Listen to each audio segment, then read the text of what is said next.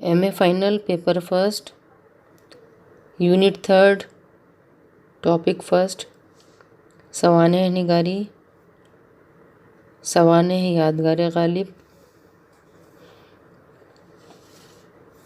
سوانح نگاری کا فن دنیا میں آج تک جو کچھ کہا گیا یا لکھا گیا وہ کہنے والے یا لکھنے والے نے یا تو اپنے بارے میں کہا اور لکھا یا پھر اس کائنات کے بارے میں جو اس کے گرد پھیلی ہوئی ہے۔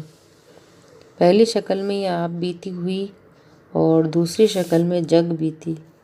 آپ بیتی اور جگ بیتی سوانح ہی کے دو روپ ہیں۔ فرصت کے زمانے کے لوگ جب سردیوں کی لمبی رات کاٹتے الاؤ کے گرد بیٹھتے تھے تو ایک دوسرے سے کہتا تھا، بھائی کچھ سناؤ کہ وقت گزرے۔ وہ پوچھتا تھا، آپ بیتی سناؤں کہ جگ بیتی؟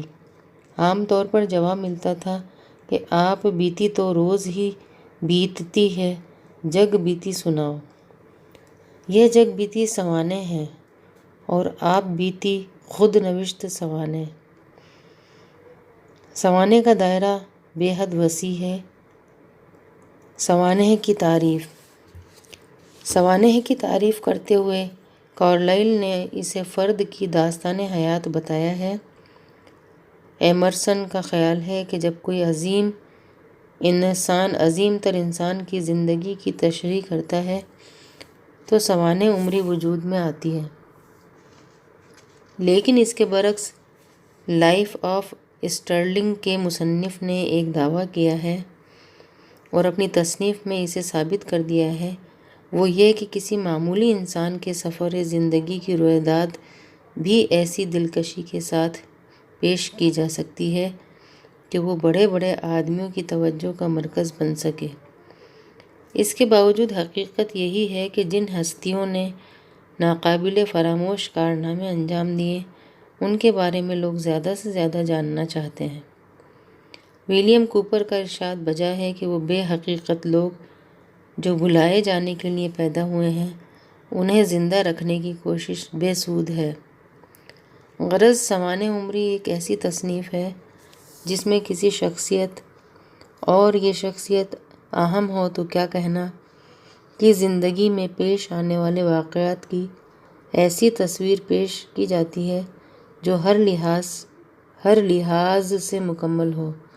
اس میں پیش کیے گئے واقعات قارئین کے لیے پرکشش ہوں، انداز بیان پرتاثیر ہو۔ جو سوانح نگار ان شرطوں کو پورا کرے اسے کامیاب سوانح نگار کہا جا سکتا ہے۔ سوانح کی اہمیت دیگر اصناف ادب کے مقابلے میں بہت زیادہ ہے۔ سوانح سے لطف بھی حاصل ہوتا ہے کیونکہ یہ فکشن کی طرح بالکل بلکہ اس سے زیادہ دلچسپ ہوتی ہے۔ اس سے افادیت بھی ہوتی ہے کیونکہ اس کے ذریعے ہمیں عظیم شخصیتوں کے بارے میں معلومات حاصل ہوتی ہے۔ عظیم سائنسداں، مذہبی رہنما، مفکر، محب وطن، نڈر سپاہی، سماجی کارکن، جن کے احسانات سے گراں بار دنیا ہے، انہیں یاد کرنے کا، ان کو خراج عقیدت پیش کرنے کا اس سے بہتر طریقہ کیا ہو سکتا ہے کہ ہم ان کی سوانح کا مطالعہ کریں۔ بابائے اردو مولوی عبدالحق فرماتے ہیں کہ عظیم انسانوں کے پرعظمت کارنامے پڑھ کر ہمارے دلوں میں بھی ان جیسا بننے اور کچھ کر گزرنے کی خواہش پیدا ہوتی ہے۔ سوانح نگاری کا فن سوانح نگاری کا فن بڑا نازک، بہت دشوار فن ہے۔ اس کی دشواریاں ناول و افسانے سے کہیں بڑھ کر ہیں۔ کسی شخصیت کی سوانح مرتب کرنا اور پوری طرح اس سے عہدہ برا ہو جانا ایسا ہی ہے جیسے کوئی تلوار کی دھار پر چل کر بسلامت پار اتر جائے۔ آئیے دیکھیں کہ سوانح لکھنے میں مصنف کو کن دشوار مراحل سے گزرنا پڑتا ہے۔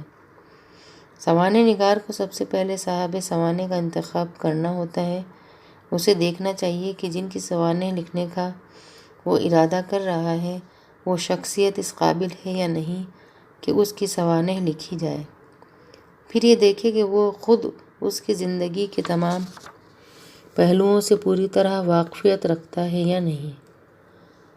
یہ بھی دیکھ لینا چاہیے کہ مصنف اس شخصیت کے تمام پہلوؤں پر روشنی ڈال سکتا ہے یا نہیں۔ اگر اس کے دل میں شخصیت کا احترام ہے تو وہ اس کے عیبوں کو چھپائے گا، اس سے عداوت ہے تو خوبیوں کو کم کر کے اور عیبوں کو بڑھا چڑھا کر پیش کرے گا۔ مصنف میں دیانتداری، جفاکشی اور چھان بین کا شوق نہ ہو تو وہ ہرگز کامیاب سوانح نگار نہیں بن سکتا۔ اگلا مسئلہ مواد کی فراہمی کا ہے۔ کسی شخصیت کے بارے میں کن ذرائع سے کیا کیا مواد حاصل ہو سکتا ہے؟ قلم اٹھانے سے پہلے مصنف کو یہ ساری باتیں جاننی چاہیے۔ ان ساری شرطوں پر غور کرنے اور ان پر پورا اترنے کے بعد ہی مصنف کو اپنے کام کا آغاز کرنا چاہیے۔ یہاں ایک آخری بات یہ ذہن میں رکھنے کی ہے کہ سوانح عمری کے علاوہ ایک شے خود نوشت سوانح بھی ہے، یعنی وہ سوانح جو مصنف خود اپنے بارے میں لکھے۔ اردو میں سوانح عمریہ بھی موجود ہیں اور خود نوشت سوانح بھی۔ سوانح نگاری کا آغاز و ارتقاء ابتداءً دکن میں ہوا۔ وہاں کی مثنویوں میں سوانح کے اولین نقوش دیکھے جا سکتے ہیں۔ نصرتی نے اپنے والد، اپنے مربی علی عادل شاہ اور دیگر شخصیتوں کی سیرت و سوانح نہایت عمدگی سے بیان کی ہے۔ ان کے علاوہ رومی، ذوقی اور دیگر مثنوی نگاروں نے بھی اس طرف توجہ کی ہے۔ اس کے بعد شعرائے اردو کے تذکروں کا دور شروع ہوتا ہے۔ تذکرہ نگاروں نے بے حد اختصار سے کام لیا۔ اکثر نے تو شاعر کا نام یا تخلص لکھا اور نمونے کے طور پر ایک شعر پیش کر دیا۔ سیرت و سوانح نگاری کو وہ اپنی ذمہ داری خیال نہیں کرتے تھے۔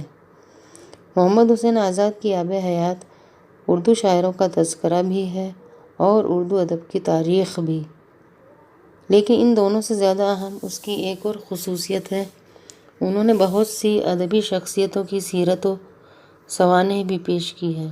تحقیقی نقطۂ نظر سے اس کا پایہ بہت بلند نہ صحیح، لیکن یہ اعتراف ضروری ہے کہ اردو ادب کی بہت سی شخصیتیں آب حیات میں سانس لیتی نظر آتی ہیں۔ آزاد کے زمانے میں ہندوستان انگریزی تسلط میں چلا گیا تھا اور ہمارے بزرگ ادیب ادب کے انگریزی نمونوں سے متاثر ہو رہے تھے۔ ان بزرگوں میں مولانا حالی اور علامہ شبلی دو ایسی شخصیتیں ہیں جنہوں نے انگریزی نہ جاننے کے باوجود ادب کے انگریزی نمونوں سے شناسائی حاصل کی اور اپنی تصانیف سے اردو ادب کے دامن کو وسیع کیا۔